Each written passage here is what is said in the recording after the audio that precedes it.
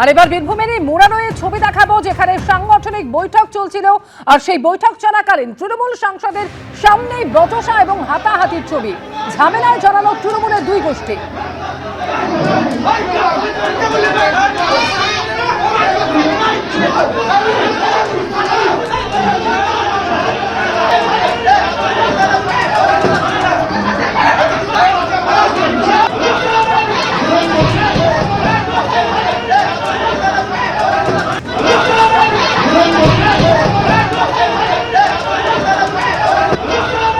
সাংসদ শতাব্দী রায়, তার সামনেই বাগবিতণ্ডায় জড়িয়ে পড়ল তৃণমূলের দুই গোষ্ঠী। তৃণমূল প্রার্থীকে নিয়ে ক্ষোভের জেরেই এই বচসা বলে খবর পাওয়া যাচ্ছে সূত্র মারফত। তবে এত গোষ্ঠী দ্বন্দ্ব ঠিক নয়, দলের ব্যবস্থা নেওয়া উচিত বলে কড়া বার্তা দিয়েছেন শতাব্দী রায়।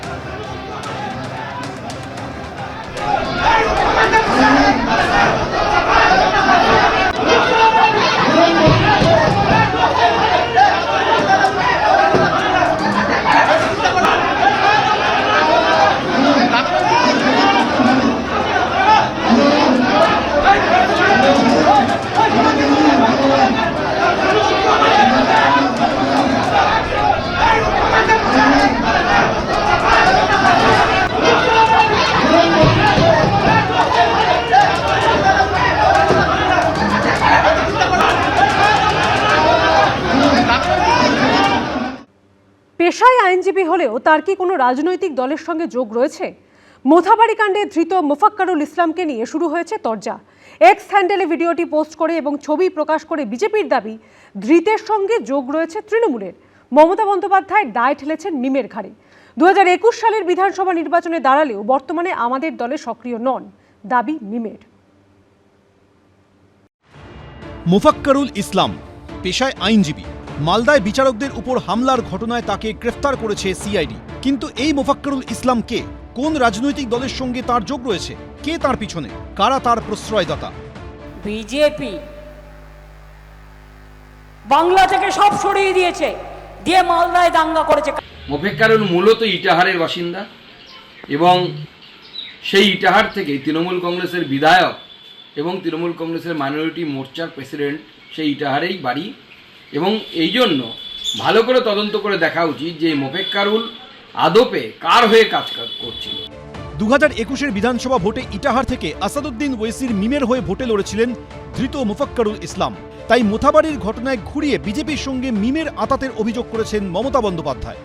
বাগডোগরা দিয়ে পালাচ্ছিল, মুম্বাই থেকে এসছিল, মুম্বাই থেকে বিজেপি ধার করে ওই মিমকে নিয়ে এসছে। আইএসএফ ওদের সাথে, কংগ্রেসেরও উস্কানি আছে আর বিজেপিরও উস্কানি আছে। কিন্তু মিম দায় নিতে রাজি নয়। 2021 में मुफक्किरुल इस्लाम साहब जिनको अरेस्ट किया मालदा के मामले में, वो हमारी पार्टी के इलेक्शन में नॉमिनेशन कैंडिडेट थे, एमएलए के, असेंबली के। अभी हमारी पार्टी में वो एक्टिव नहीं है, उनको वो लोग बुलाते हैं, वो जाते हैं उनके पास मिलने। तो वो ऐसा पार्टी मेरे वर्कर नहीं गए और न मेरे पार्टी का वो झंडा वहां था। বিজেপি আবার একের পর এক ভাইরাল ছবি সামনে আনছে। শুভেন্দু অধিকারী এক্স হ্যান্ডেলে এই ভিডিওটি পোস্ট করেছেন, যেখানে লেখা রয়েছে মোফাক্কারুল ও মমতা পুরনো সমঝোতা। এই ছবি পোস্ট করে শুভেন্দু অধিকারী লিখেছেন, প্রকৃত সত্য তো জানা যাচ্ছে যে এই ব্যক্তি তৃণমূলের সঙ্গে আষ্টে পৃষ্ঠে জড়িত, তৃণমূল নেতাদের ঘনিষ্ঠ বৃত্তে ঘোরাফেরা করে, এমনকি খোদ মমতা বন্দ্যোপাধ্যায়ের রাজনৈতিক মঞ্চ আলো করে দাঁড়িয়ে রয়েছে। আমি আগেও বলেছি, আবারও বলছি, মালদার ঘটনা সম্পূর্ণ তৃণমূল দ্বারা পরিকল্পিত ও পরিচালিত। বিজেপির রাজ্য সভাপতি শ্রমিক ভট্টাচার্য এই ছবি দেখিয়ে আক্রমণ শানিয়েছেন। তো একেই তো গ্রেপ্তার করেছেন শুনছেন। মানে মিমি তৃণমূল, তৃণমূলই মিম, হুমায়ুনই তৃণমূল, তৃণমূলই হুমায়ুন, সব মিলেমিশে একাকার, একই অঙ্গে এত রূপ, অপূর্ব। যাকে ধরেছে বলে মূল পান্ডা বলছে তিনি মমতার মিটিং এ একবার একাধিকবার উপস্থিত। এ দায় এখন মুখ্যমন্ত্রী এরোর তার ঘাড়ে ফেলছেন কেন? 2016 সালে এই মোফাক্কারুলকে দেখা গিয়েছিল তৃণমূল প্রার্থী আব্দুল গনির প্রচারে। মুসলিম ভোট কাটার জন্য ওই তো শুভেন্দু অধিকারী, সুকান্ত মজুমদারদের এটা তো চক্রান্ত। পুলিশ সূত্রে খবর, মোফাক্কারুলের বিরুদ্ধে কালিয়াচক ও মোথাবাড়ি থানায় একাধিক মামলা রয়েছে। শিবাশিস মৌলিক, বিটন চক্রবর্তী, সুদীপ চক্রবর্তী, এবিপি আনন্দ। মালদার মোথাবাড়িতে বুধবার ভয়ঙ্কর পরিস্থিতির মধ্যে পড়তে হয়েছিল জুডিশিয়াল অফিসারদের। শেষমেশ কোনো ক্রমে প্রাণ হাতে বাড়ি ফেরেন তারা। কিন্তু কিরকম পরিস্থিতির শিকার হয়েছিলেন এদিন সেই মোথাবাড়ি 2 নম্বর ব্লকের বিডিও অফিস ঘুরে দেখলেন আমাদের প্রতিনিধি। High Court, take care of my children. Take care of my children if something happens to me. ভয়ঙ্কর, গা শিউরে ওঠার মতো। ঠিক কি পরিস্থিতি হয়েছিল সেদিন? কিভাবে জুডিশিয়াল অফিসারদের প্রাণ সংশয়ের মতো পরিস্থিতি তৈরি হয়েছিল? High Court, take care of my children. Take care of my children if something happens to me. People have expired on the way. People have Jawan have expired on the way. There are many people who might have been injured. আমরা এই মুহূর্তে যে ঘটনাস্থল থেকে মূলত এই গোটা ঘটনার উৎপত্তি স্থল সেই কালিয়াচক 2 নম্বর ব্লকে রয়েছি। তুমি দেখতে পাচ্ছ একের পর এক লিস্ট এখানে টাঙানো রয়েছে। মোথাবাড়ি 2 নম্বর বিডিও অফিস। বুধবার এখানে ভয়াবহ অভিজ্ঞতার মুখোমুখি হতে হয়েছিল এসআইআর এর কাজে নিযুক্ত বিচারকদের, যা শুরুটা হয় দুপুর থেকেই। তার আগে অবশ্য প্রতিদিনের মতো বুধবার সকাল 10:30 নাগাদ সেখানে পৌঁছে গেছিলেন 7 জন জুডিশিয়াল অফিসার, তাদের মধ্যে 3 জন মহিলা। বুধবার দিনকে অন্যান্য দিনের মতন 11টা নাগাদ থেকে এখানে শুনানির কাজ প্রথমে শুরু হয়েছিল এবং বিকেল 4টে নাগাদ তারপর থেকে কিন্তু গ্যাদারিং বা জমায়েত শুরু হয়েছিল, কিন্তু বিকেল 4টের থেকে 5টা নাগাদ এই গ্যাদারিং এর পরিমাণ কিন্তু অনেক বেড়ে গিয়েছিল। সূত্রের খবর, দুপুরে খাবার সময় জুডিশিয়াল অফিসাররা দেখেন পরিস্থিতি মারাত্মক আকার ধারণ করেছে। সেই সময় দলে দলে প্রচুর বিক্ষোভকারী জমা হয়েছে বিডিও অফিসের বাইরে।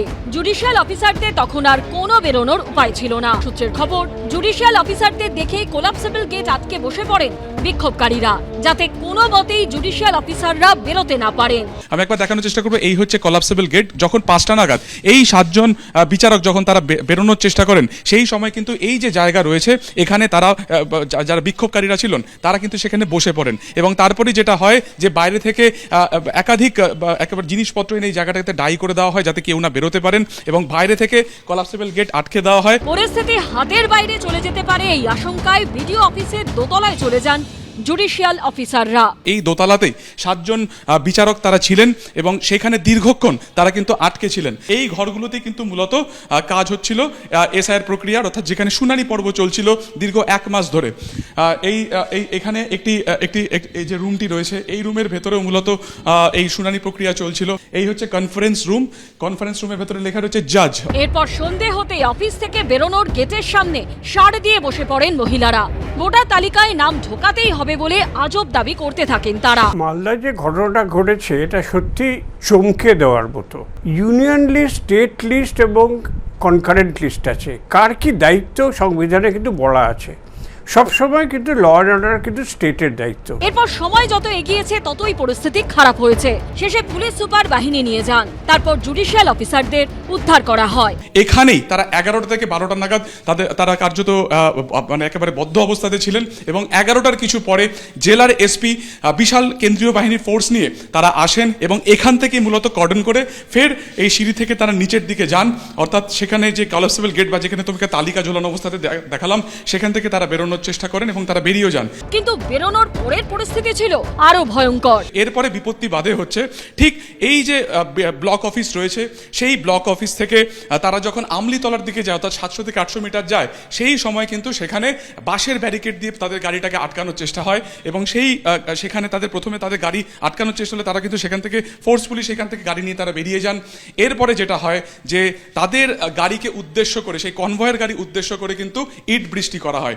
ইতিমধ্যেই সেই ছবি ভাইরাল হয়েছে। শেষে কার্যত প্রাণ হাতে এলাকা ছাড়েন জুডিশিয়াল অফিসাররা। সুকান্ত মুখোপাধ্যায় ও সৌভিক মজুমদারের রিপোর্ট, এবিপি আনন্দ। এবিপি আনন্দ, এগিয়ে থাকে, এগিয়ে রাখে।